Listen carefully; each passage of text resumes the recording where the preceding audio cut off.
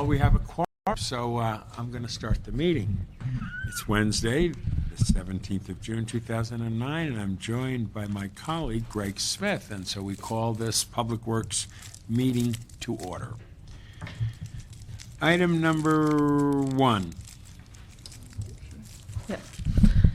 Item number 1, City Engineer Report, and Final Environmental Impact Report relative to the vacation of 58th Place in Menlo Avenue Vacation District. Councilmember, this is Julia Moy, Bureau of Engineering. This is an LAUSD vacation in Council District 9. We have a number of technical corrections that I will read for you. Add recommendation AH to read 5 feet along the easterly side of Menlo Avenue from the alley south of Slauson Avenue to 58th Place.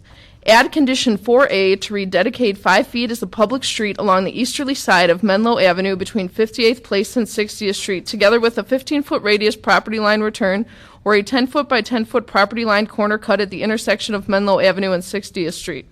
Add condition 4F to read dedicate sufficient area to provide a turnaround at the end of the unvacated portion of 58th Place. Add condition 5A to read construct a 20-foot wide half roadway along the easterly side of Menlo Avenue from the alley south of Slauson Avenue to 60th Street. Improvements are to include integral curb and gutter and a 10-foot sidewalk.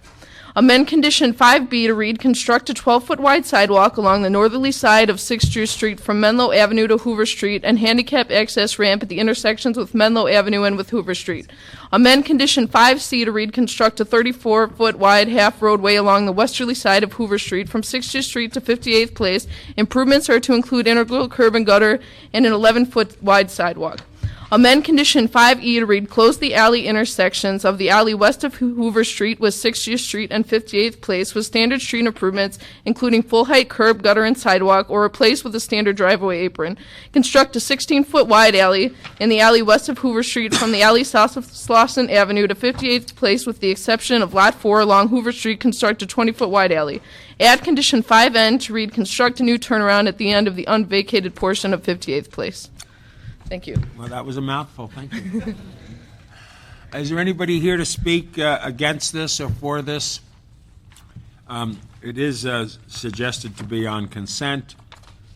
I will put it on consent. And yes, Mr. Smith, will you approve? I have no questions. Move approval. Okay, approved. Anybody here for item 1? It's been approved. Okay?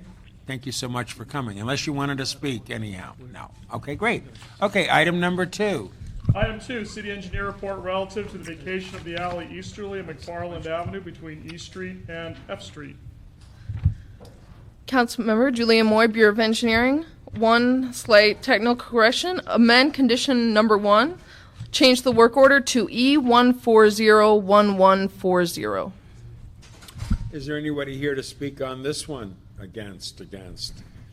No? Then therefore, Mr. Smith, can I have a... So moved. So moved. Item number 2, approved, moved. Thank you for coming, anybody, for item number 2. Item number 3. Item 3, motion Rosendahl Garcetti et al. Relative to requesting the city attorney to review the city's above-ground facility ordinance in light of a September 11, 2008 ruling by the Ninth Circuit in the case of Sprint versus City of San Diego and related matters. This item has also been referred to the Planning and Land Use Management Committee. Could I ask staff to come on up on this one for me, please? And now, is there any problem with combining 3 and 4? Or are they different so much, or what? Well, Want us to hold that? only in as much, only the I'm from the city attorney's office, Ted Jordan. They're related. Yeah, so... I don't see any legal... Do you have any amendments. problem with... Would you read item number 4, then? Item number 4, motion Garcetti Rosendahl relative to the feasibility of amending the above-ground facilities ordinance, Los Angeles Municipal Code Section 63.03, to require that all above-ground facilities have an aesthetic art component. This particular item has also been referred to the Arts, Parks, Health, and Aging Committee. Very good. Explain to us what these 3 motions are about, 2 motions. But first on the off, I want to say that there was a lady named Catherine McNamara who lives in the Mar Vista area who, the day after the court did its initial ruling, got in touch with me. And then I put in a motion to have this discussion going so we could reflect on it and see what impact it might have on us locally. No. Take us through these two. Let me take you a step back. Please. There's this. I've addressed this committee before on these issues, and I think it was perhaps 2 or 3 years ago. And at that time, I urged caution because of the changing legal landscape. We had the issue of regulating equipment in the right-of-way, and again, we're only talking about the right-of-way, was being decided by several different courts all at the same time, and we had different courts literally looking at the same law and coming to different conclusions.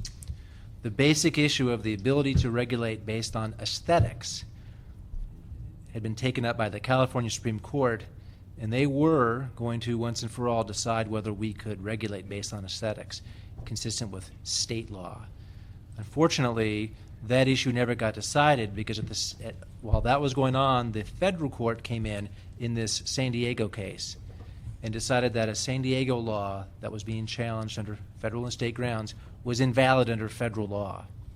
The Supreme Court of California essentially saw that the issue that they needed to decide, which was a state issue, was now moot and dismissed the case.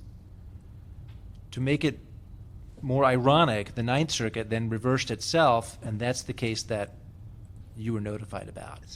So the Ninth Circuit has held in an en banc decision, so it's a decision of the entire Ninth Circuit, all of the judges, has ruled that a particular San Diego ordinance does not violate federal law. They didn't decide whether it violates state law, which is now still an open issue. Under the federal law, the Sprint had challenged the ordinance, saying that on its face, it's invalid. That on its face, it prohibits the providing of telecommunications services. The Ninth Circuit had looked at that, had ruled one way, and then the en banc court decided that it had misapplied the standard of law and ruled that the San Diego law didn't violate federal law. So what that means is a law such as the city's, let me just take a step back. It sort of upholds the local regulatory authority to regulate telecommunication equipment in the right-of-way. And it presents a very high standard in order to invalidate a law on its face. The city's law, the AGF ordinance, still could be subject to challenge as it's applied. So the law is valid on its face. On its face, it doesn't prohibit communication equipment. If you misapply the AGF ordinance and consistently use your discretion to deny facilities, that will have the effect of prohibiting the telecommunication service, in which case it could be challenged. What the San Diego court distinguished is it set a very high standard for a facial challenge. The law used to be that a law could be invalidated if it might have the effect of prohibiting. The court said you can't look at whether it might have the effect. You have to look at whether it actually does. Right. So but the cautionary note is that the laws still could be challenged as they are applied. So when local jurisdictions give themselves discretion to approve or disapprove or set requirements in place that they can then misapply, the laws could still be challenged. And as another cautionary note, there is a state law, which is in the Public Utilities Code, that gives telecommunication companies the right to install equipment in the right-of-way. They have the right to be there. We have an ability to regulate the time, place, and manner of how they do that. What wasn't decided by any court in a published opinion is whether you could use aesthetics to regulate in the right-of-way. That's the issue that 2 or 3 years ago we urged, we should wait until the Supreme Court hears it. Well, they didn't. So right now we have sort of an open area of the law. It's clear under federal law that you can use aesthetics to regulate. The Ninth Circuit said that. The extent to which you can do that is still sort of an open question because there's a question of state law that's not been decided by the court. Do you want to add something? Certainly. Saul Romo with the Department of Cultural Affairs. This issue persistently is an issue that is raised in the Cultural Affairs Commission because the LA ordinances require that the above-ground facility installations meet approval by the Cultural Affairs Commission, but it's very narrow, the scope in which the Commission can approve it. It's with respect to volume, with respect to treatment details, and with respect to cabinet dimensions. And for the most part, the dimensions and volume are articulated at other areas of the ordinance and really are give deference to the Board of Public Works or to Public Works Engineering on the technical elements. Yeah. So then the question for the commission is to how far on the aesthetic element can they go to dictate the placement? Obviously, location is not a matter that we can't regulate. And the commission's very sensitive that there are federal regulations and there are state regulations that would preempt our ability to change the local ordinances. And so one of the things that we would like to explore is, well, precisely that open question, what can we do? There are so that's one question is, can we do it? And the second one is to the extent to which we should amend the ordinance to give that latitude. There are instances in the city where, through a voluntary and coordinated effort with a telecommunications company, we have worked on some design changes on the cabinets. As an example, in Council District 13, there was a pilot program in which they put murals or decorated 40 cabinets through some financial support from AT&T. I think that was a very good collaborative approach. It seems to have been working well. It's managed to preclude any graffiti. So and the community seems to have been receptive to it, and I think it was a very good neighbor effort on behalf of the corporation. The extent to which we would like to expand that beyond the city is something we could like to pursue, but again, it's not our property. So I think we'd have to approach the companies if a community would like to do it. I've had a casual discussion with the general manager of the Department of Neighborhood Empowerment. I know that there are some neighborhood councils that are interested in decorating some of these boxes because they do see them as urban blight, but again, it's not our property. And the extent to which we can require that aesthetic after the fact or even for the future is still an open-ended question. I got a series of questions that I would like to ask and put them in the record. If I might add before Please you do. go to that, I don't want to speak for the telecommunication Speak for companies, yourself. but in my experience, in many instances, they are cooperative with efforts to try to dress up these things. Although some equipment, depending on the nature of what's inside that cabinet, it may be harder from a functional standpoint to actually apply anything to the outside. Some boxes literally actually have air conditioning units, and they need to maintain constant temperatures. So if too much is applied to the outside, it impacts the ability to keep the equipment cool. Or they might have to increase the air conditioning capacity, which then has a noise impact. Because it's another thing, in addition to blight, some of these things actually create noise. Well, and some of them, some people feel, create vibrations and energy emissions that some feel are unhealthy, though, again, that's a federal situation. I mean, I've had a lot of community people come to me when, be it their apartment building or something right next door to their building, might have one of these, and the concern is a health issue for themselves. Yeah, I mean, as you know, federal law prohibits us from regulating based on health effects. Yeah. If the emissions are within the federal guidelines. Yeah. If the emissions are outside the federal guidelines, then I think there'd be an ability. But I think typically they are within those guidelines. Sure. Vibrations are another matter. I don't know that much about it. Some boxes don't have equipment inside that must be kept at a certain temperature, so it would be theoretically easier to apply something to the outside of that cabinet. Yeah. I have some anecdotal stories too, but if I could, just with item 3 right now. Certainly. And you can respond to them if you want to, but let me go through them. What is the status of the city attorney's review of the AGF ordinance? We've been going through this ordinance for some time now. We met with Bureau of Engineering staff. We've identified at least one area that we think we could make a change in the ordinance. First of all, we think the ordinance actually works pretty well. From our standpoint, it's been effective. We think there's at least one area where we could improve the ordinance in terms of the notification process. Right now, under the above-ground facilities ordinance, when you're installing something in the right-of-way, and I'm not talking about the stuff that goes on utility poles, because that's a separate animal. Things that are going on the ground in the right-of-way, there's a notification process. I've heard that in some instances, the notification that goes out to the community and to the council office too, I believe, doesn't necessarily show the entire installation, because there may be equipment that's part of the entire installation that's not necessarily shown in the diagrams. For example, if there's something that's going to be mounted on a utility pole, like a large antenna, and that utility pole next to it is on the ground going to have a power meter. DWP says those power meters can't be underground. So an above-ground power meter needs to be approved by under the above-ground facilities ordinance. Notification goes out. The notification that goes out doesn't necessarily show you the utility pole and all of the equipment that's going to be mounted on the pole. It's just going to show the box on the ground. So what we would propose is to amend the law so that it's clear that when you send out a notification, it's going to include all of the other Great. surrounding equipment. Great.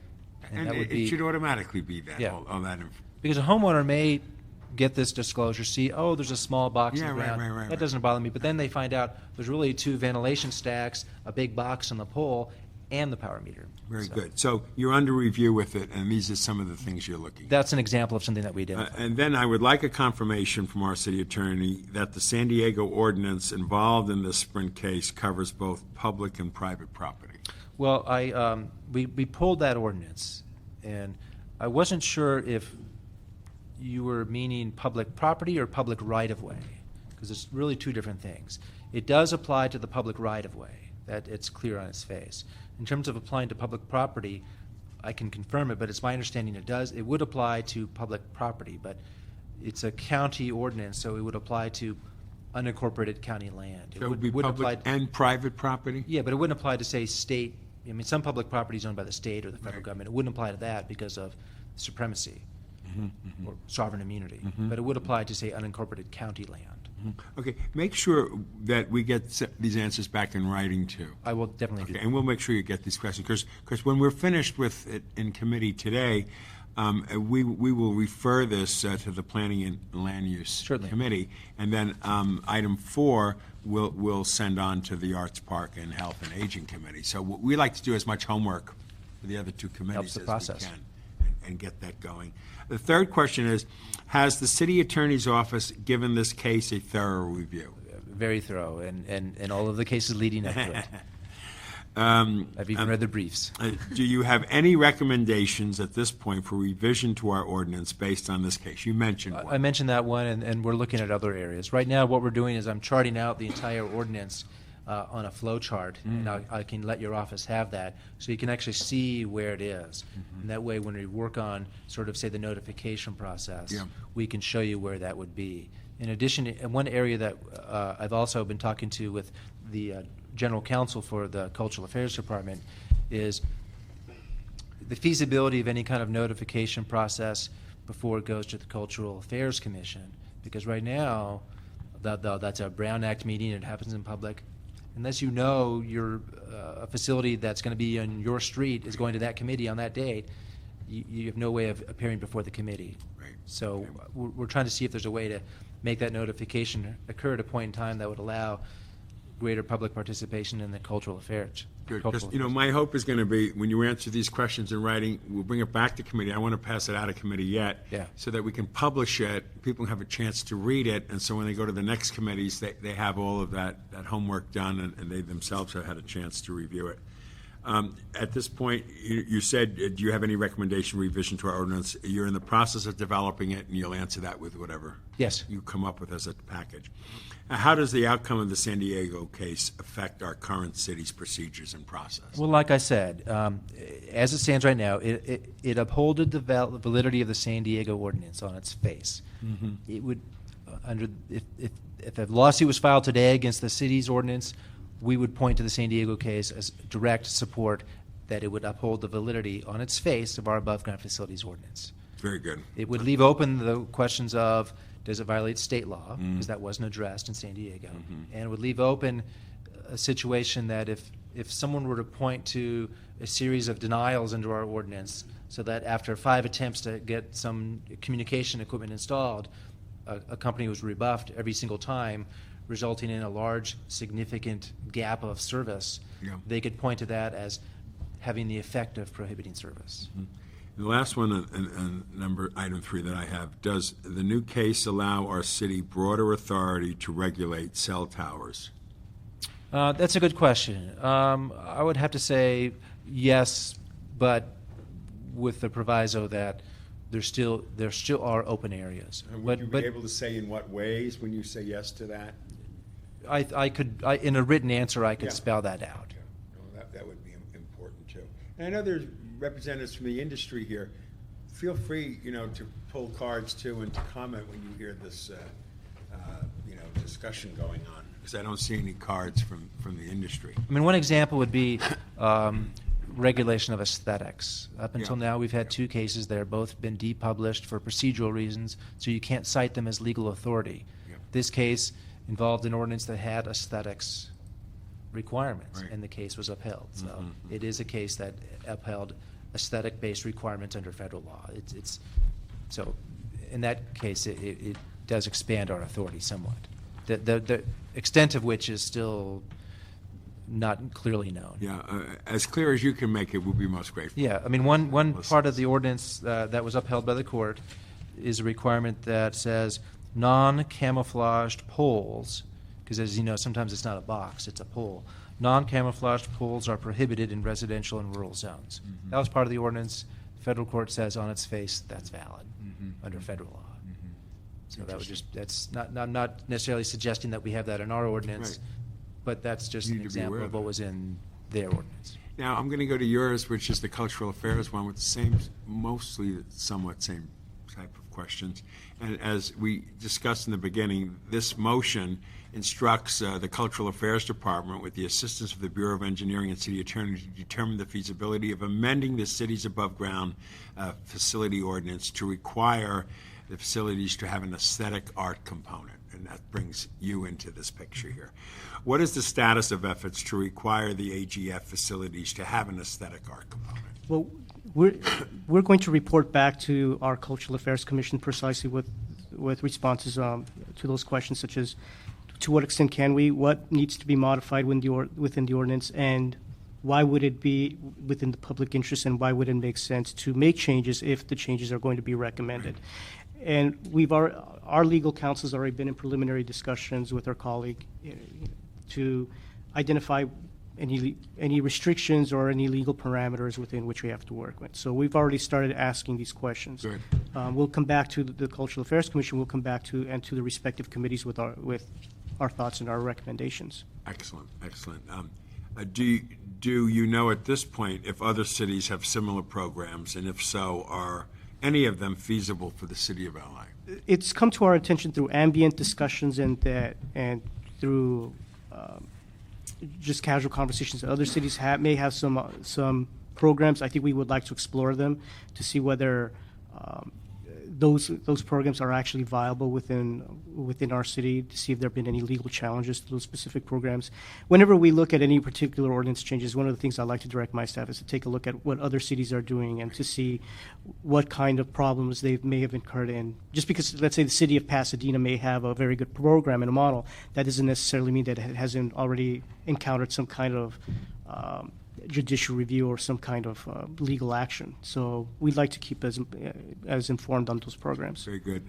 Have efforts been made to contact local artists to gauge their interest in participating in such a program, maybe even contacting local art schools like Otis College? I mean, you had Right. an example of one that worked. We have not yet, but it's very easy for us to do the outreach because we have various models. We have local organizations such as Spark, or we have Otis College. There are local nonprofits and institutions that we can do outreach to. We could put out an RFQ to an artist, and using the example of Council District 13, they used local students. Right. So I think rather than us tell a community this is how you're going to do it, I think we'd like to give them these are the various options. What do you think would work best for you? I totally agree. Somebody's suggesting here, what about using large stickers that are often already being used on these equipment boxes? I think somebody said this is how they do it in Santa Monica, Malibu. We'd have to explore whether that's a good option, because the advantage of the way the ordinance is written right now is it's really we look at graffiti abatement, and there is an anti-graffiti coding right now on those models that were done in Council District 13, and and it's been very successful. To the extent to which stickers are susceptible to environmental controls, to the such as the weather, to the extent to which they're also open to vandalism and can't be as easily repaired or replaced. We'd have to explore whether those are actually very good and cost-effective options. Very cool. And, We want answers on all these Okay. questions. And Well, if- how much time would you guys need to respond to get back to us? And we're gonna have public comment now, and Mr. Smith will speak as well. Yeah, I can get you a written response. That you feel good with, that, you know, we can work with? Yeah, within the next 2 weeks, easily. Can you? I think we could give you a preliminary report in the next 2 weeks. Our commission is set to meet tomorrow, so the earliest I could get to my commission after that would be within 2 weeks. And I would like to at least report contemporaneously to the commission and to committee where we are. So we could certainly give you a status What is update. our timeframe? Is this, meetings-wise? July 1st, I understand, is canceled. July 15th would be our next regular meeting. July 1st is canceled because we're doing the ceremonial swearing in business. What did you say, the 15th? July 15th would be your next meeting. The July 15th. Does July 15th work for the two of you for that? Sure. Okay, Certainly. Mr. Smith, you're up. So I think that just means that your clerk would need it a few days beforehand for purposes of calendaring. You know, if I might add, before you have your questions, when you talk about applying artwork to these boxes, I have no doubt that would make them look better. You know, as you know, we're also in the process of putting together a new sign ordinance. Right.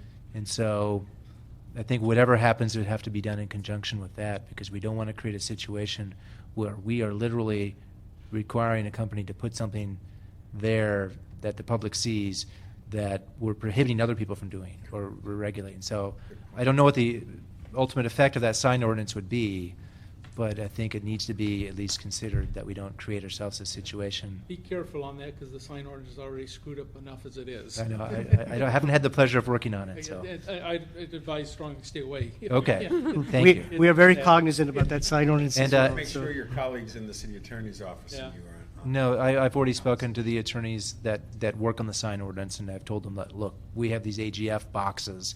Yeah. What do you think?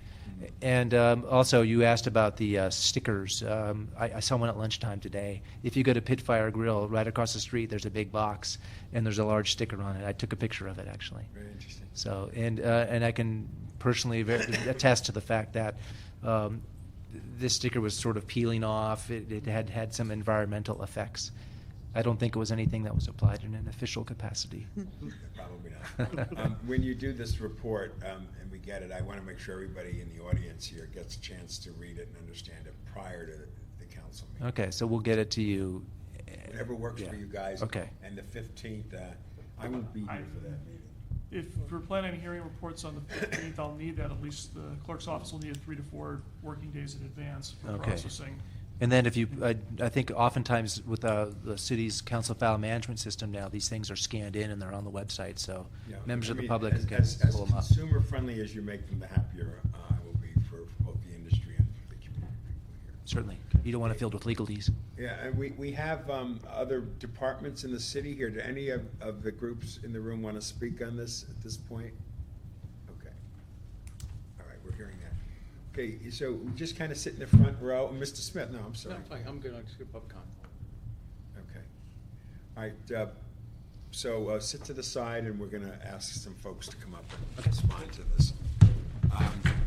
And maybe we shouldn't keep, you know, it to the 3 and the 4. I mean, because 4 is very narrow on one, Alan, and I see you there, Jack. So why don't you come up, Jack, and why doesn't Jack go? You're up for both of them. And I have Marcia here. Is there anybody else who's filled out a card? I have Marcia Hanscom and Jack Allen. They're the two. I have another card coming up.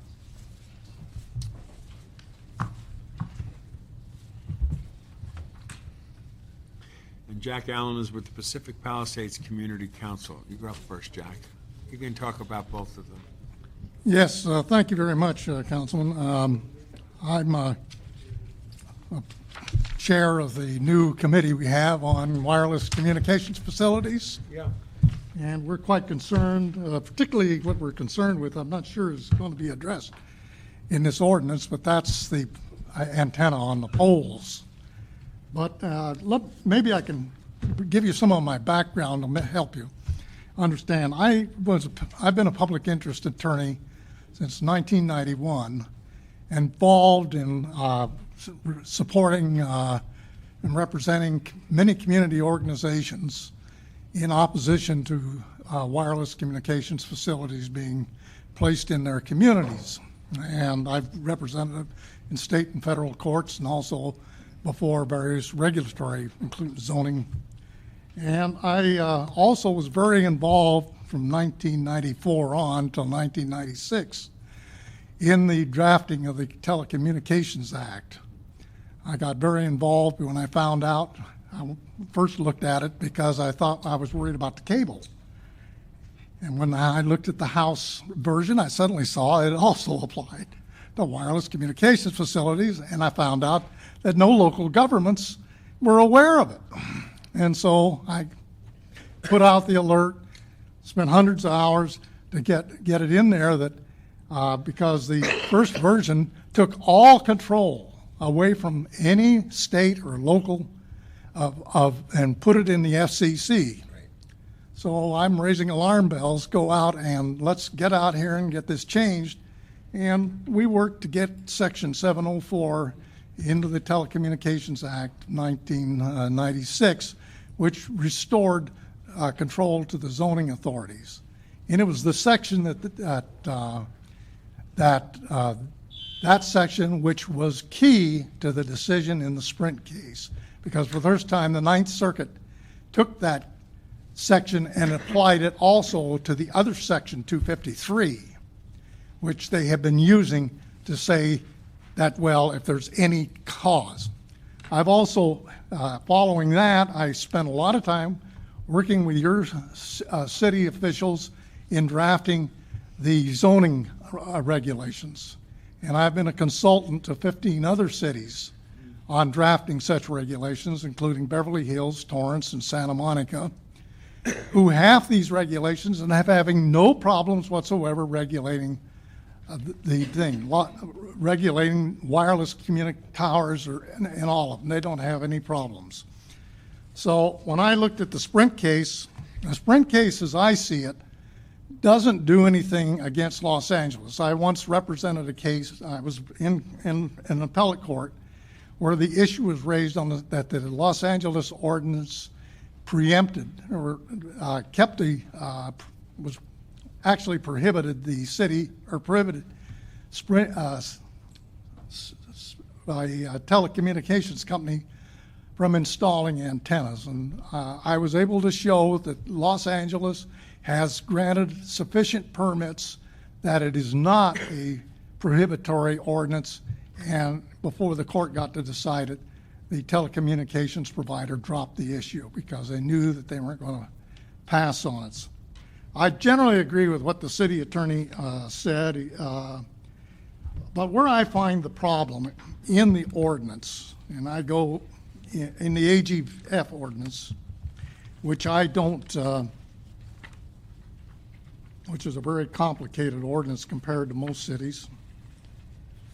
But where I find it is in provision 9C, which says pole-mounted and public facilities, pole-mounted and street light-mounted facilities, fire hydrants, air vacuum valves, street light poles, utility poles, and traffic and pedestrian, et cetera, are not subject to this ordinance, the AGF, but will be subject to all other applicable requirements of law, including but not limited to the Joint Pole Agreement, the Department of Water and Power Guidelines, and the Bureau of Street Lighting Rules and Regulations. The kicker here is this Joint Power Agreement. That is what is causing us real problems, because that is allowing all these facilities going on the poles, which are outlandish. Now, I did some research, and I found that back in 1996, that the council adopted a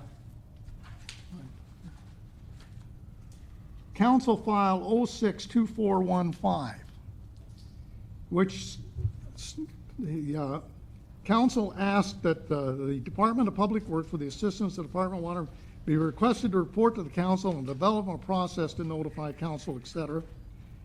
And further, that the city attorney, with assistance of Department of Public Works and Water and Power, report to the council on options available to the city to play a greater role in determining the placement and appearance of antenna and utility poles. Jack, let me do this.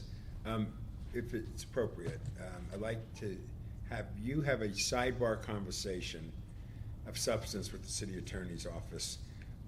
Not at this moment here because you know, you're going on in time and all this, and I have to be somewhat protective of how the public process goes. But I'd like you to meet with the city attorney, and I'd like him to discuss with you everything that you want to talk about. And I want him to report back to our committee on how that conversation went. All right. And with the stuff that you might suggest that he might not know or that he needs to do more research on to get his answers, I want him to have that opportunity, but not on the fly here in the room. So if I could end because you're a thoughtful guy and you've been involved in this, your statement right now, and get with this gentleman prior to our next meeting and have a good discussion.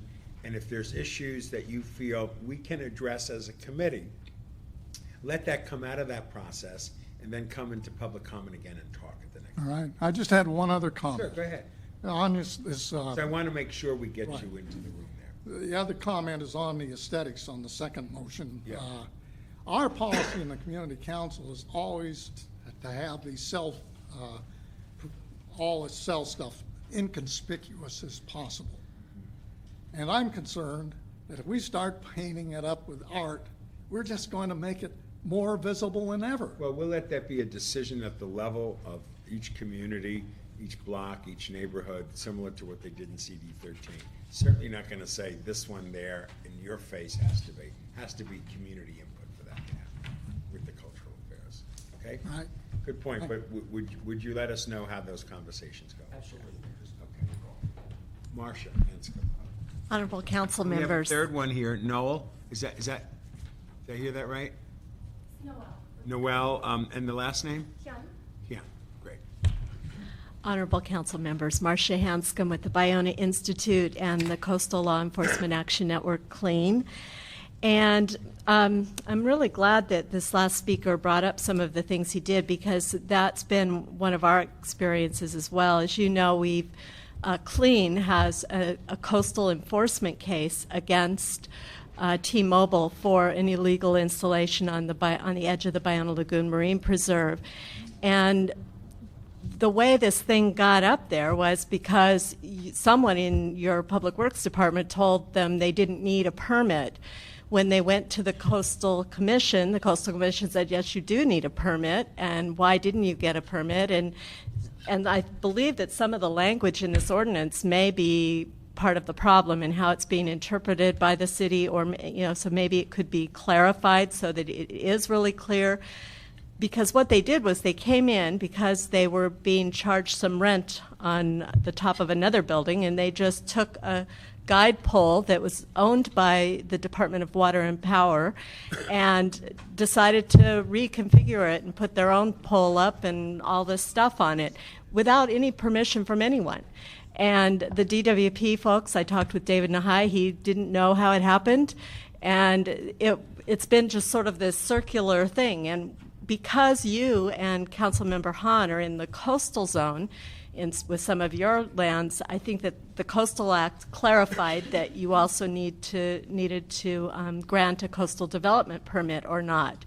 And now, as you know, the Coastal Commission has denied their request for an after-the-fact permit, and now T-Mobile, and it was a unanimous decision, and now the T-Mobile has sued the Coastal Commission over this. And they're trying to use this federal overlay that, well, you can't tell us anything. And I'd just like to ask that not only the city attorney look very carefully at this joint pole authority and somehow tie in that coastal development permits are also required in the notification procedures. Somehow that's got to be clearer to your staff down at the Public Works level so that they can actually require these things. But in addition, I would like to ask that you direct the city attorney to vigorously defend your right to regulate these things, because you do have the ability to regulate whether where the placement is, if there are alternative locations that might be better. In this particular situation, it's right on the edge of ESHA, environmentally sensitive habitat area, and also is part of the coastal view shed, and those things are totally appropriate for you to say, let's put it in another location. And our experience is not similar to some of your staff. Earlier we heard the city staff saying that the telecommunications department or industry is so helpful. We've found them to be very litigious. They don't seem to think the law applies to them. They've put up numerous installations in the Venice area without permits. And they tell the Coastal Commission they don't need permits. The federal law does everything for them. And I think that the Coastal Commission wanted to send a message to them that the local governments do count and that they do have the authority. So I think that all those things need to be thought of as you're putting this into play. And I would also suggest that our new city attorney, just like with the billboard situation, our new city attorney really does need to look at this, because I think that his fresh new eyes on this issue may be helpful. So it may need to go a little beyond the 2 weeks, because he doesn't come in until July 1st, I think. So thank you. That's right, and we were talking July 15th at the meeting, but if internally you'd like another month so that you can bring him into it, I have no problem in extending it to August 15th. If you felt that would be more thorough and more appropriate. And I can discuss that probably after the transition. I mean, I can send a message up now through the transition team as an issue, because we're flagging, obviously, issues that are coming up. That are coming up, right. So would you like, we could do that, but move it to August 15th rather than July 15th? I just want to clarify the situation going on in the Coastal Commission. I'd heard about that case. I don't know the details. If we're talking about what is within the above-ground facilities ordinance, you know, the monopoles, the cabinets, the boxes, that's one thing, and we regulate that, and the question is, can we regulate more or not? And we'll be addressing that. If the question is utility poles, we simply don't regulate. Our part of the city doesn't regulate that. Those are issues of DWP is the city. DWP is the branch of the city that deals with the utility poles, and they're the ones that sort of are the city's representative in the Joint Pole Authority. And to be perfectly honest, I don't know that much about the Joint Pole Authority because no one talks about it. In the room? Do you have anybody from DWP here? It's a very good point. So, I mean, we can, traditionally, the way I've looked at the telecommunications equipment issues is sort of three different areas. There's the right-of-way, which is above-ground facilities. There's private property, which is zoning and conditional use permits. Right. And then there are the utility poles, right, which is Joint Pole Authority. Each one has its separate regulatory rules and procedures. So, I'll be happy to work as much as you want us to quickly on the AGF, but everything else, we'd have to bring in other people, and I don't know what the issues are necessarily. I don't know how we do this internally here, but Mr. Smith, maybe we can just amend this and ask that DWP be part of this process and weigh in on some of the. There may have been some other motions pending out there. I'm not quite sure that dealt with the utility poles. Why don't we look into that? It's a good point, because we have to have DWP at the table, so, because it's not just, it's not what you just described as the only issue. It's the poles as well. Okay. And that Coastal Commission one was a pole, and was up there, and what they did there. And as my understanding, and just anecdotally, for things that are pole mounted, which are not covered by the AGF ordinance, right, literally the first time you know it's going in is when you see it. Yeah, and even if it's right in front of your house. Angst of community, I'll admit that's how they feel. So maybe we amend this motion to include DWP? If they're talking about above ground, yes, but if we're talking about poles such as you were mentioning, it seems like another species of creature. You're almost going to need a separate motion to handle that. Yeah.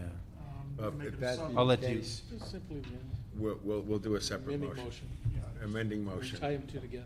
And we'll tie the two together, okay? Yeah. Have a second from Mr. Smith. Mr. Rosendahl just did that, so let's tie them together. Going forward, they gotta be in the room on this discussion, as far as I'm concerned. Now, sometimes the two things actually overlap. Like I Sure. said, if an antenna is going on a pole and it's an antenna of a sufficient size that you actually need to have a power meter on the ground, Yeah. then it does go through the AGF. But Right. but the only thing they're approving is the box, not the thing on the pole. Right.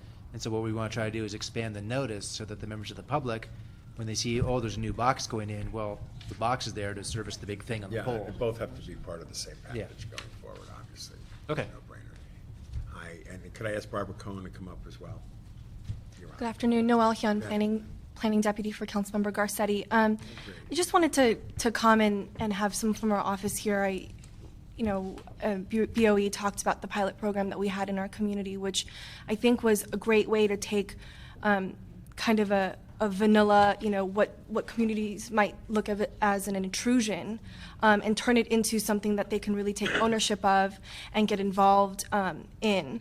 And there was a lot of discussion about some of the legal constraints with doing kind of a mural or art program and how this interrelates with the sign ordinance. I just wanted to point out that I think there was a similar issue that the Planning Department and the Department of Cultural Affairs had tackled with the mural issue. Yeah. And there was a report, I think, that came out that unfortunately got held up because it got tied to the sign ordinance, and so I don't think it ever went back to the Arts and Parks Committee. But they talked about the Portland model, which proposed doing a facade easement.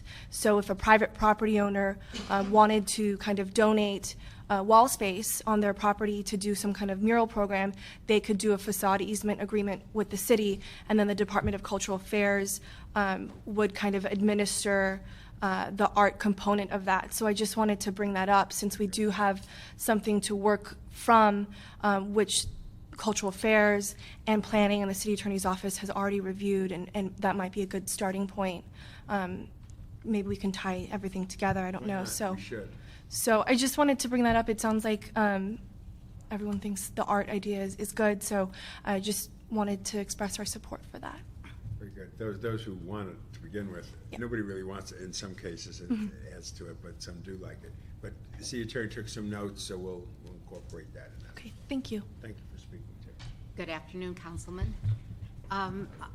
Pacific Palisades Barbara Barbara Cohn. I'm president of Pacific Palisades Residents Association, a community-wide organization that's been active in the community since 1958, and I've been involved with the organization for more than 30 years. The organization has submitted sufficient documentation to your office and to your staff as far as our position is concerned. We've taken a very strong position on the telecommunication facilities in residential neighborhoods. The one thing, and I don't want to go over all the things we've submitted to you, the one thing I'd like to raise is the bulk approval that is being considered by the Cultural Affairs Commission for whether it's 200 or several thousand units at one time. And we have a strong position in opposition to that. We think it should be considered on an individual project basis or CD basis or area basis in some way, but not thousands at one time given a blanket approval, whatever the unit may be, whatever the facility is. So I wanted to get that into the record. Christine Spitz, Vice President, has been submitting a lot of documents to various offices, including Cultural Affairs.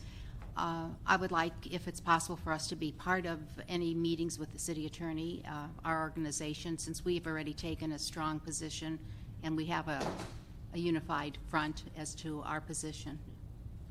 Yeah, I don't that have an be answer for possible? that. City attorneys would have to Okay. comment on that.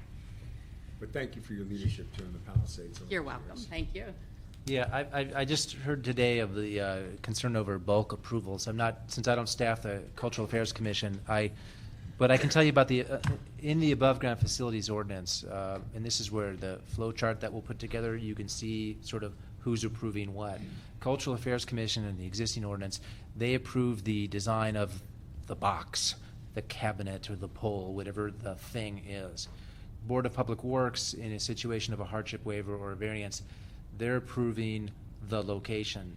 So it may be, in the case of the bulk approvals, it's a company like AT&T trying to expand their new video franchise, and they have, multiple locations where they're going to install a particular type of box. So it goes through as a bulk approval, but it's all they're really considering is that box. Now, true, that box is going to be replicated hundreds of times and sprinkled throughout the city. But in the end, all Cultural Affairs Commission under the existing ordinance is they approve the box, not the location. So but I'm somewhat speculating, but I think that's why they handle these in bulk. And just actually for the record, we talk about telecommunications companies. Typically, it's the T-Mobile, Sprint, Verizon, et cetera. Under the new state video franchise law, DIVCA, which we've talked a lot about and maybe some other committees, the companies that are providing the video franchise service, like AT&T and Verizon, their installation of equipment is also covered by the particular state law that talks about aesthetics. The Public Utilities Code gives telecommunications companies the right to put their things in the right of way. When the state passed the DIVCA law, they wrote into that law that said the video providers have the same rights as the telephone companies and wireless companies to install their equipment. So some of what we're seeing may actually be relating to the video franchising and not your cell phone or other telephone equipment. Yeah, please. For the record, the city of Glendale recently passed a moratorium so that they can evaluate all of these issues. I don't know whether that's anything that the city of LA would consider. Never But- equate LA to Glendale because they're much more efficient. Well, Yeah. But it'd be good to look at those. but it's We could, but- something to yeah. look at. Yeah. Okay, the industry's in the room. Do any of you want to say anything? You're observing. Observing. Mr. Smith? We're going to hear this back, so I think Okay. we've So here's where I asked the want to leave question. this. August 15th or thereabout, whatever the meeting is there, gives you plenty of time to coordinate with DWP and coordinate with the new city attorney to take the questions that we read into the record, to get with Jack Allen and give him a full vetting and react in writing to some of the things he said. The industry, I urge you to obviously participate in this process. When we post online, whatever it is that will be posted, please look at it and please have something to say. It's obvious in today's world, 2009, the cell phone has replaced the landline in most instances of lots of people's abilities to go forward, and there's lots of text messaging and other things that are become such an explosive reality that locations for situations that can assist that become real. I can tell you anecdotally, my Palisadian people know there's certain streets and certain neighborhoods where the cell phones don't work. The Mandeville Canyon people have that issue, and it becomes a double-edged sword. On one hand, people are frustrated when they see something pop up, but on the other hand, they're frustrated when their phones don't work or their other stuff don't work. So we got to find whatever the technology balance with obviously the community aesthetic as well as character and scale and health issues of community. And it's also obvious to me that the law and the court actions at different levels of courts isn't clear enough to really have say this is exactly where we're going, and it's a work in progress. So whatever we come up with will be in part a work in progress that hopefully will reflect where we need to be or where we need to go. So to continue to report back by mid-August. Okay. Thank you all. Unless there's any other public comment, meeting is adjourned. Thank you. Thank you, Mr. Smith, for coming, especially after that wonderful